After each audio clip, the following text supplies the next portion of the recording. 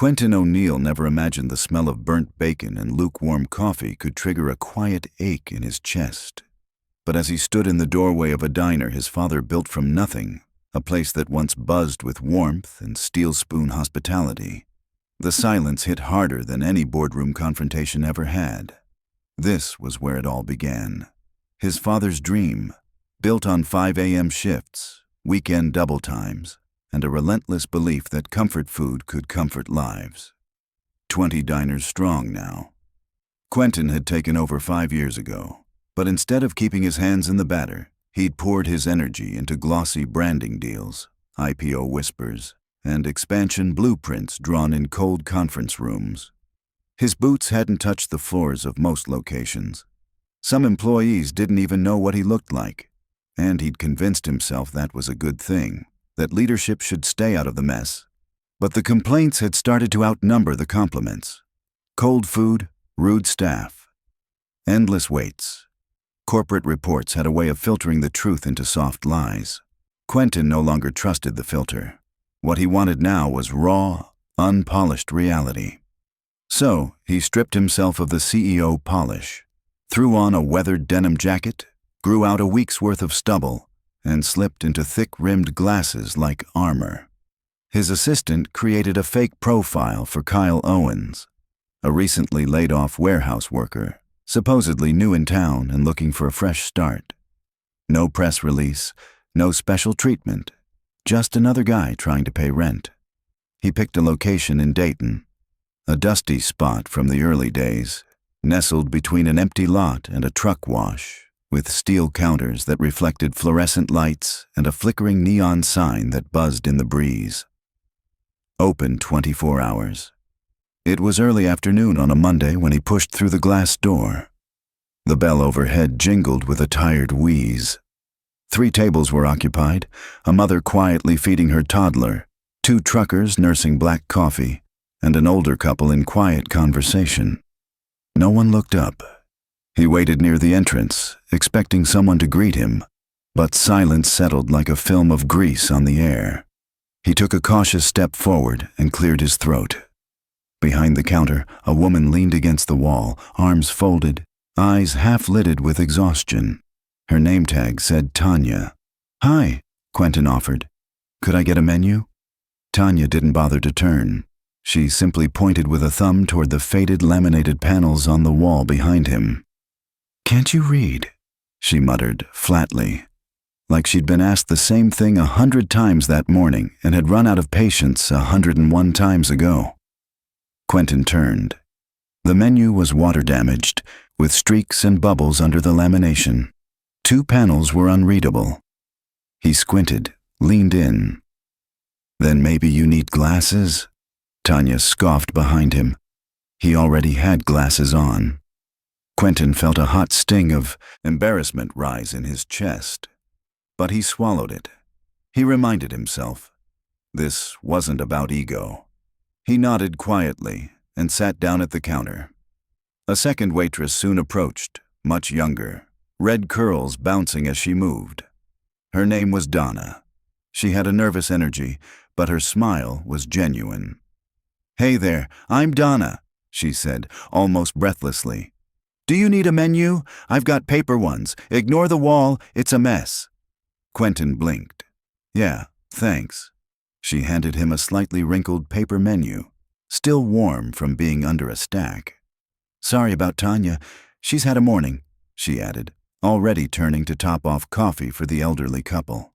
She moved with speed and empathy, weaving between booths like she'd memorized every table's mood. Quentyn ordered pancakes and black coffee. 10 minutes later, Tanya wordlessly slid the plate toward him.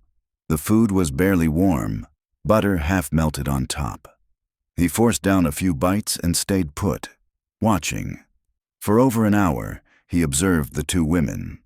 Tanya, rooted behind the counter, eyes locked on her phone, sighing dramatically when a customer asked for syrup, grumbling when a child spilled their juice. Meanwhile, Donna was in motion, taking orders, cleaning, smiling through fatigue. She knelt to help an elderly man with his coat and offered a free meal to a woman disappointed with her eggs. Donna didn't just work the floor.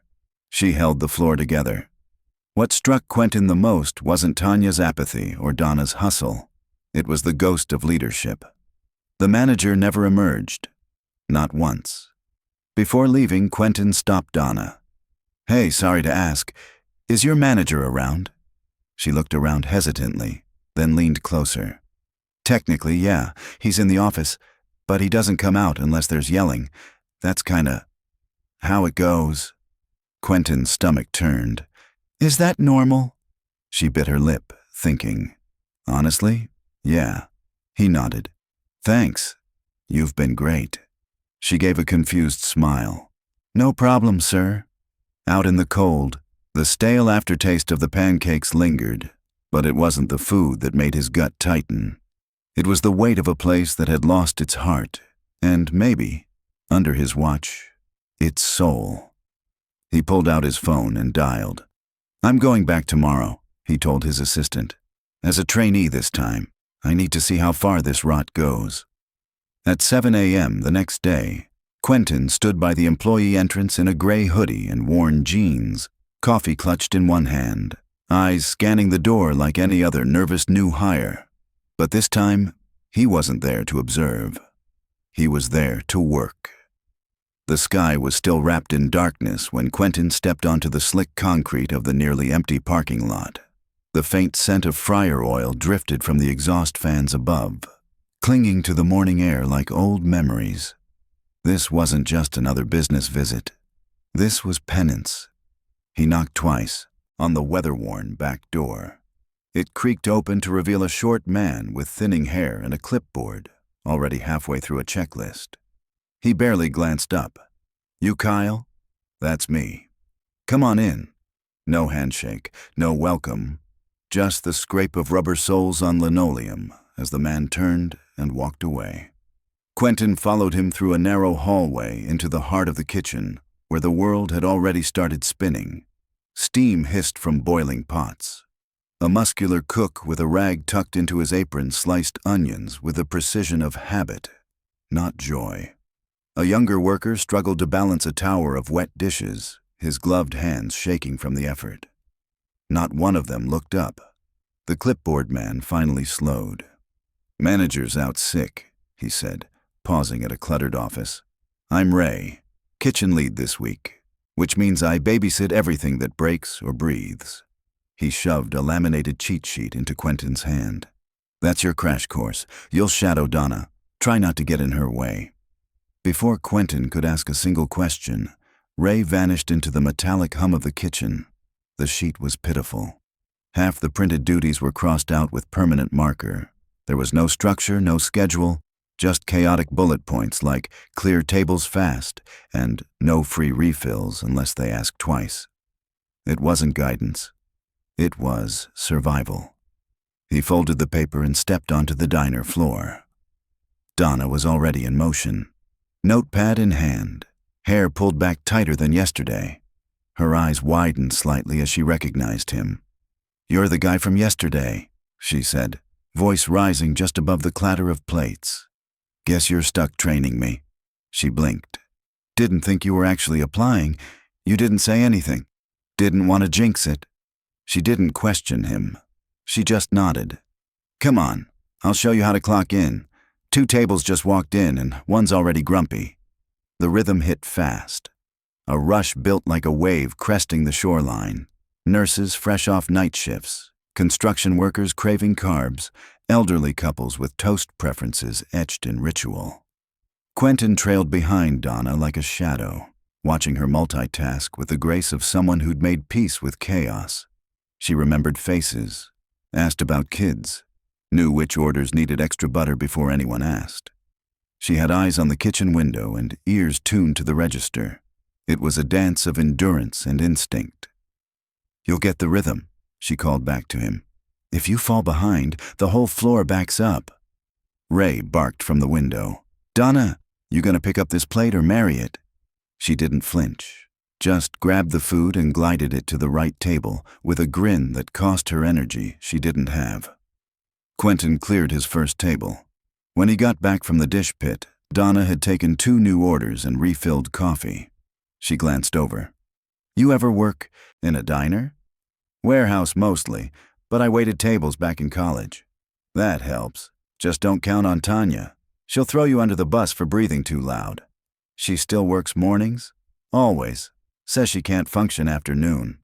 Quentyn looked over at the counter. Tanya was perched on a stool, arms folded, eyes glazed over a daytime soap opera. A man in a booth raised a hand to flag her down. She didn't budge. I got it, Donna muttered, nudging Quentyn before walking off to help. A loud crash echoed from the kitchen. Donna paused. That's the fryer, third time this week.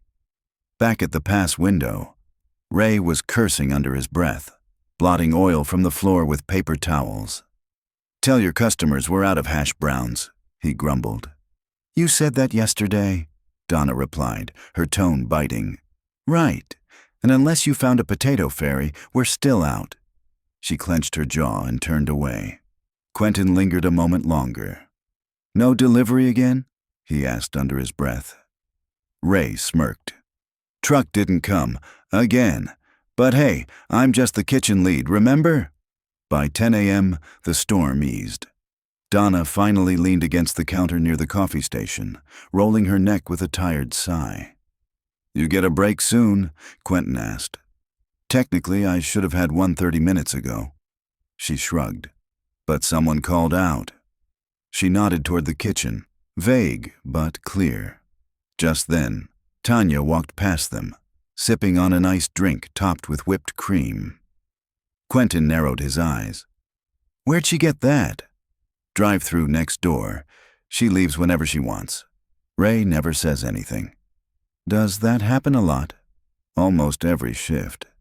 He watched Tanya plop back onto her stool, thumbing through her phone like she was home on a lazy Sunday. A customer hovered awkwardly at the register, unsure who to pay. Donna moved without hesitation. She rang them up and handed over the receipt with a smile that felt more like muscle memory than joy. Quentyn grabbed a rag and started wiping down menus. You don't have to clean, Donna said, raising an eyebrow. That's usually a closer's job. I don't mind. She studied him for a second. You're not like most new hires. They usually don't last a week. Why's that? Donna hesitated, then leaned in, lowering her voice. Because no one gives a damn. The manager's never here. Ray's drowning. Tanya's a ghost. And if you complain, they tell you to grow up or leave. Quentyn felt a quiet flame flicker in his chest. Not anger. Not yet. Just recognition of something that had rotted beneath his feet while he was too far away to smell it. How long have you worked here? 4 years, she said softly. I was supposed to go back to school, but my dad got sick. Bills stacked up. Life changed. I stayed. She forced a smile. Could be worse, right? The bell above. The door jingled. A sharply dressed man walked in, looked around, and headed to the counter. Tanya, he said firmly. Can I speak to the manager? She didn't move. Not here, she mumbled, eyes glued to the screen. The man frowned. Then who's in charge right now? Ray emerged, apron stained with grease. That'd be me, he said. The man lowered his voice, but Quentyn caught enough. That's the 3rd time this week my order's been wrong. And the coffee? Ice cold again. Quentyn stood still, his grip tightening on the rag in his hand. This wasn't just about cold coffee anymore. This was about everything. And the reckoning was just beginning. Ray rubbed his eyes, exhaustion carving lines into his expression. We're short-staffed. It's not personal. The sharply dressed customer stood firm. It shouldn't be my problem. I run a business too. If my team treated clients like this, we wouldn't have clients. Ray didn't respond. His silence said everything. The man shook his head and left, the door swinging behind him with finality. Ray muttered something under his breath and turned away, but the damage lingered in the air. Donna stepped back onto the floor. Her posture changed, shoulders lower, steps heavier. The weight of the morning was starting to show. Lunch trickled in slowly, but the exhaustion was accelerating. A teenage server rushed in, cheeks flushed, backpack still half-zipped. "Sorry I'm late," he panted. "Bus broke down. I ran the last few blocks." Without even looking up, Ray barked, "Next time, run faster." The boy froze, shame flickering across his face. His shoulders sagged as he moved behind the counter. Quentyn walked over and showed him how to set up silverware, where the drink station supplies were, how to ring up orders. The kid just nodded, quiet and focused, eyes darting like a cornered animal. It reminded Quentyn of something his father once said. Some people aren't lazy. They're just scared of making a mistake that gets them screamed at. By mid-afternoon, the air inside the diner had thickened, not with smoke or steam, but with fatigue. The energy had bled out of the room like syrup pooling under a forgotten plate. Donna looked drained, her movement slower, her smile more effort than instinct. Tanya was gone again. No announcement, no sign-out. Just vanished. Ray had retreated to the office hours ago. No one had seen him since. The new server, barely hanging on, had started limping.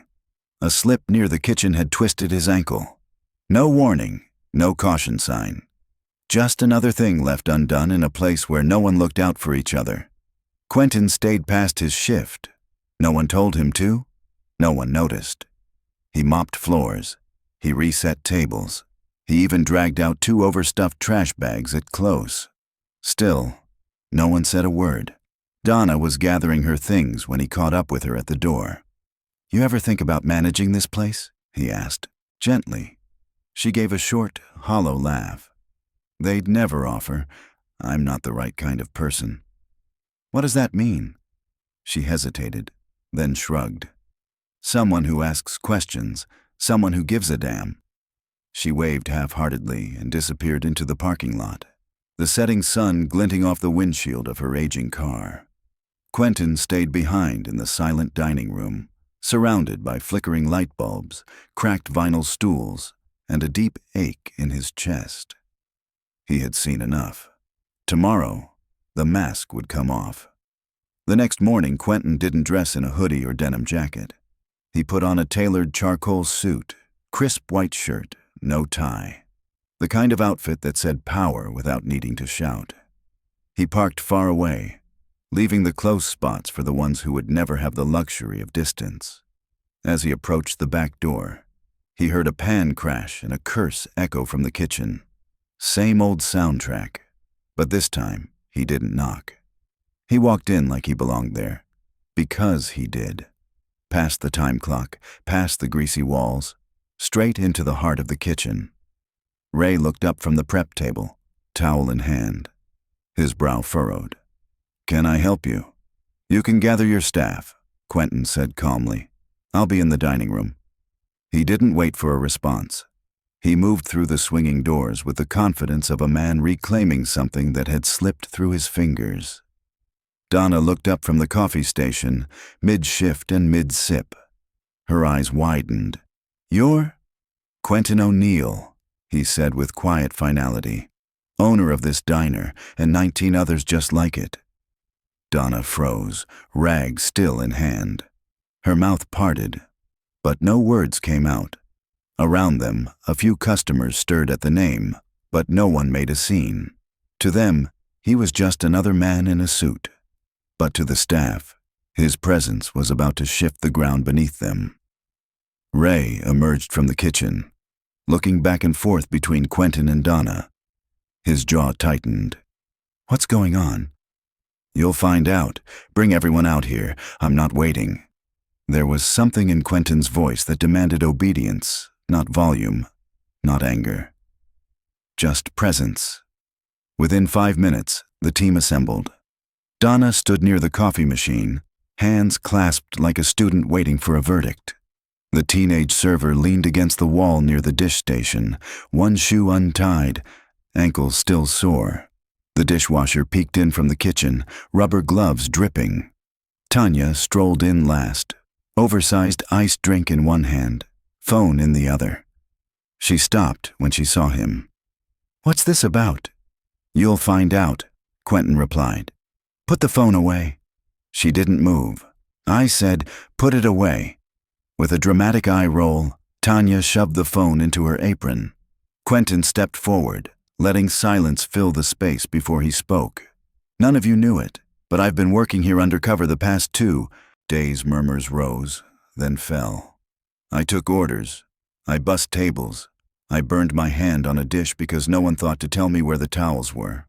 The room stayed quiet. "I watched Donna run this floor with grace while others did nothing. I watched a teenage kid limp through a shift because nobody stepped in to help. I saw a manager who hid behind his door while the whole place fell apart." He turned to Tanya. "And I saw a server insult customers, ignore requests, and leave the building to buy herself drinks without so much as a word to her team." Tanya scoffed.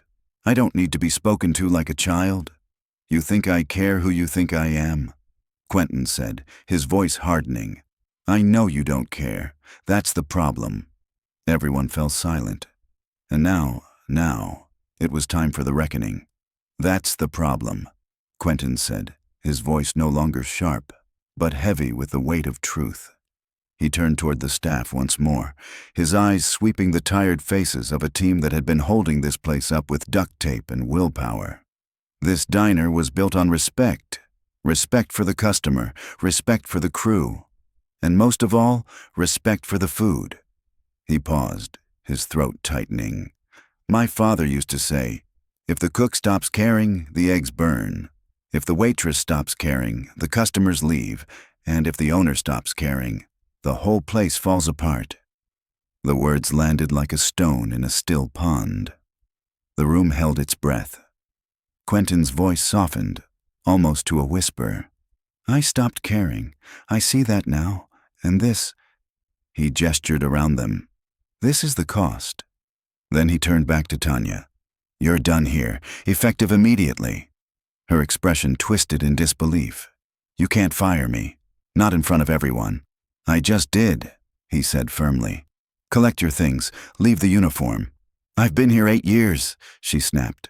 "And in those 8 years, you've built a reputation for doing the bare minimum, pushing new hires out the door, and blaming everyone but yourself for every bad shift," Quentyn said calmly, but with a hard edge.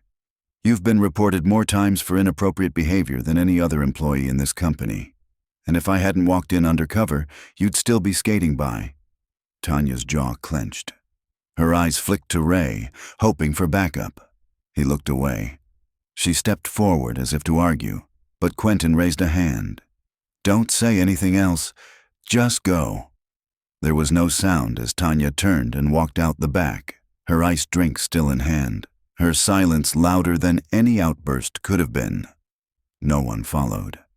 Quentyn exhaled slowly, gathering his next words like a man sifting through broken pieces for the ones that still fit. "Ray," the kitchen lead straightened, posture tense. "You've been holding this place together, haven't you?" Ray shrugged.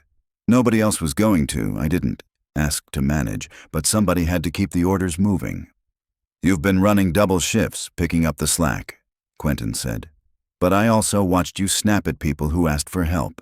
You left the floor leaderless for hours, and you let someone like Tanya set the tone." Ray started to speak, but stopped. "You're not fired," Quentyn continued. "But from this moment forward, you're no longer responsible for anything outside the kitchen." Ray blinked. "We're bringing in an interim general manager from the Cincinnati location," Quentyn said. "You'll report directly to her, and Ray, if I hear about one more employee being berated for asking a question, I won't be this generous again."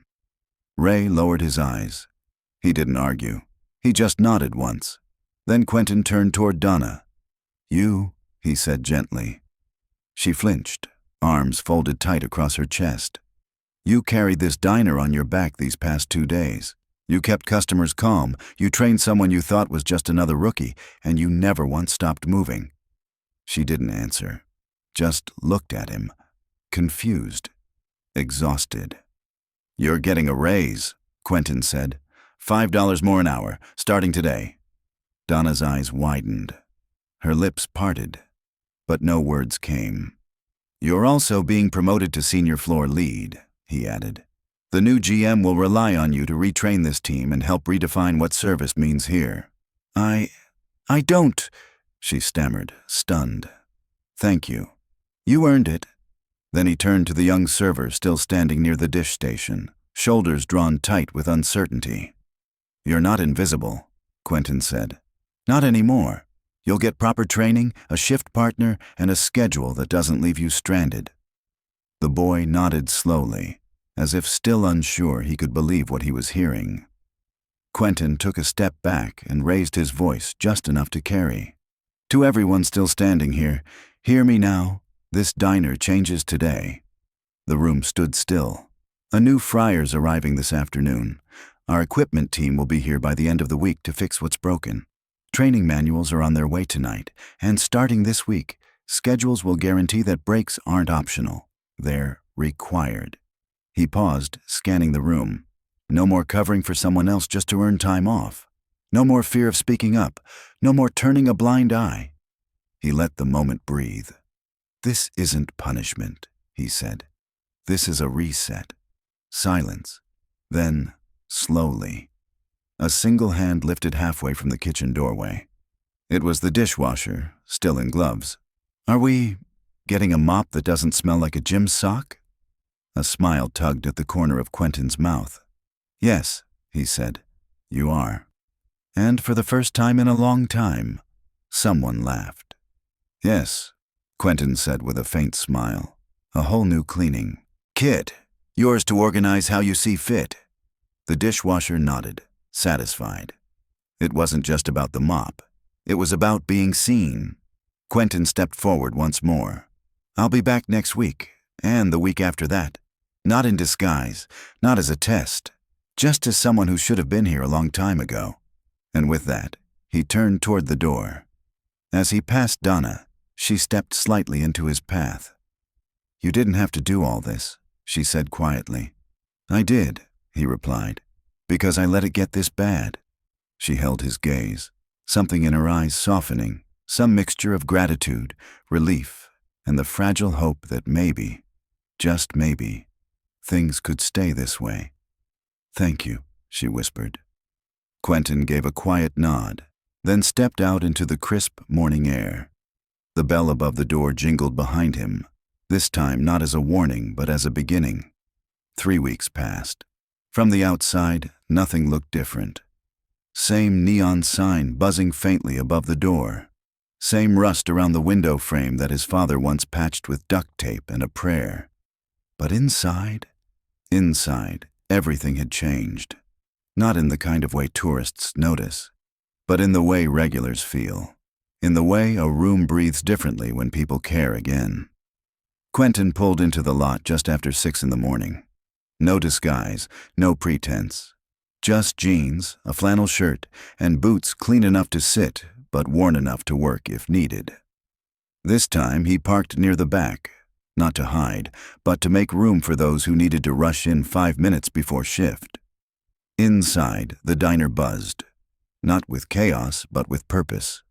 Motion had rhythm now. Tasks flowed instead of collided. The walls hadn't been repainted, but the energy had. Donna was pouring coffee at a corner booth. Her name tag gleamed beneath a navy apron. "Donna, floor lead." She spotted Quentyn and tilted her head slightly, like seeing someone out of context. Then, finishing up with her customer, she walked over. "Didn't expect you this early," she said, brushing a strand of hair behind her ear. "Just observing," Quentyn replied. "Maybe grabbing breakfast." She folded her arms and grinned. "You're not about to grab a rag and start wiping menus again, are you?" "Not unless you tell me to." She smiled, genuinely this time, not out of politeness. "You want the counter or a booth?" "Counter's fine." She handed him a freshly printed menu, laminated, stain-free, crisp. "We've got real menus again. You helped make that happen." Quentyn nodded, glancing around. The young server who'd once limped now moved with confidence, clearing plates and exchanging smiles with customers. He nodded when he saw Quentyn, then quietly returned to his duties. At the pass window stood a woman in her late 40s, clipboard in hand. Her maroon company polo was pressed sharp, and she carried herself with quiet control. She moved with clarity, not demanding respect, but commanding it through consistency. "That's Belinda," Donna said. "The interim GM. She's settling in." "She listens," Donna replied. "That's a good start. And she doesn't vanish into the office. We actually know when she's here." Quentyn watched as Belinda handed the clipboard to the line cook, then crossed the kitchen to say something to the dishwasher. He nodded and disappeared into the back, walking with intent. The clatter of plates was still there, but now it sounded like progress instead of pressure. "How's Ray doing?" Quentyn asked, voice lowered. Donna leaned in. "Still gruff, still hates paperwork." Quentyn chuckled. But he's staying in the kitchen, keeping things tight. Doesn't yell anymore. Belinda told him he didn't have to manage people if he didn't want to. I think that took weight off him neither of us knew he was carrying." "You working fewer hours?" "Not fewer, just better ones. I get real breaks now. I can breathe." Quentyn gave a slow nod. She studied him for a beat, then looked toward the window. "You want the truth?" "Always. I almost quit that week. The day you came in undercover, I had job applications open on my phone." He didn't speak, just waited. "I didn't stay because of the raise or the title," she said. "I stayed because someone finally saw us, like really saw us. That we were trying, that we weren't just part of the background." "You were never background to me," Quentyn said softly. "I just forgot how loud the silence gets when you stop listening." A pause passed between them. Quiet, but full. Donna eventually glanced toward the booths. "You'll want to try the biscuits today," she said. "New prep cook, retired baker. She makes the dough from scratch. Doesn't trust anything frozen. I'll take your word for it." She stepped away to grab his order. Across the diner, the young server helped an elderly woman into her seat without being asked. The dishwasher rolled out with a mop and a clean bucket, scanning the floor with practiced eyes. Belinda reviewed her checklist, nodded once at the cook, who raised a tray for approval. It wasn't perfect. There were still paint chips near the baseboards. The register screen flickered occasionally. The bones were old, but the people were stronger than ever. Donna returned with his plate, biscuits layered with fresh butter, eggs steaming beside them. "We've got a lunch interview later," she said, pouring his coffee. "Referral from Cincinnati. I told Belinda I'd sit in." Quentyn looked up. "You ever picture yourself running this place?" "I do now." He took a bite of the biscuit, peppery, warm, textured with care. "Good," he said. "Better than mine ever were." Donna gave a quiet, knowing nod, and turned to greet a customer walking through the door. Quentyn sat back, not as an owner inspecting operations, but as a man who now understood the real cost of distance. He'd already written letters to all 20 locations. Some replied fast, some took days, but everyone said the same thing: we need someone who shows up. He would. Not as a mystery guest, not with cameras, just as himself. Because once you've seen the cracks, you can't pretend the walls are whole. And once you've heard the silence, you can't keep pretending it's just noise. He finished his coffee, left a generous tip, and stood. At the door, Donna called out, "Quentyn!" He turned. "Don't wait too long to come back." "I won't." He stepped into the morning sun. The sidewalk was warm now, the sky opening wider. Behind him, the bell above the door jingled again, and life carried on. Not perfect, but better. Because this time, someone was listening.